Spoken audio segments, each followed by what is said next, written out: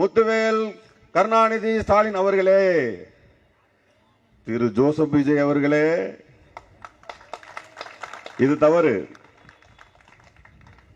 Joseph Vijay அவர்களே, நீங்கள் என்ன செய்து கொண்டிருந்தீர்கள் 25 வயதில் உங்களுக்கு தெரியும்.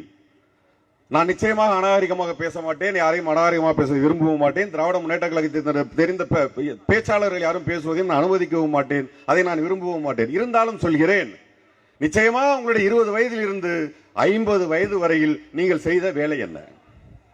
நடித்துக் கொண்டிருந்தீர்கள், கோடிக்கணக்கில் பணம் சம்பாதித்தீர்கள், வாரிசு அரசியல் அரசியல் என்று சொல்கிறீர்களே, நீங்கள் யாரோட வாரிசு? உங்களுடைய தாத்தா சினிமாக்காரர், மாமா சினிமாக்காரர், அம்மா சினிமாக்காரர், சின்னம்மா சினிமாக்காரர், அப்பா சினிமாக்காரர். நீங்கள் வாரிசு இல்லையா? உங்களுக்கு எதுவும் சந்தேகம் இருக்கிறதா? அதில் நீங்கள் வாரிசு தானே, நீங்கள் சினிமா வாரிசு.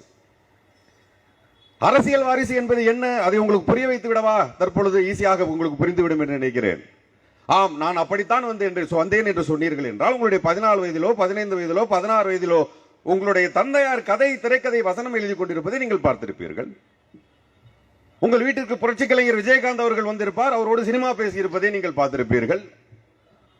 ஆம், நீங்கள் குறை சொல்கிறீர்களே எங்களுடைய சின்னவர், அவர் 14 வயதிலே இந்திரா காந்தியோட ஒரு தாத்தா பேசிக் கொண்டதை பார்த்துக் கொண்டிருந்தார். உலக அறிவியலாளர் ஆரம்பித்து உலக அரசியல் உள்ள அத்தனை பேரும் தன்னுடைய தாத்தாவோடு பேசிக் கொண்டு பக்கத்திலே அமர்ந்து பார்த்துக் கொண்டிருந்தார்.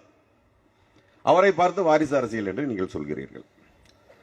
மன்னராட்சி என்று சொல்கிறீர்களே, உங்களுக்கு நான் ஒரு விளக்கம் சொல்லட்டுமா? தமிழ்நாட்டின் முடிசூடா மன்னன் எங்களுடைய தளபதி அவர்கள். அவர் ஆட்சி செய்தால் மன்னராட்சி தான். தமிழை அழிக்க நினைப்பவர்கள்,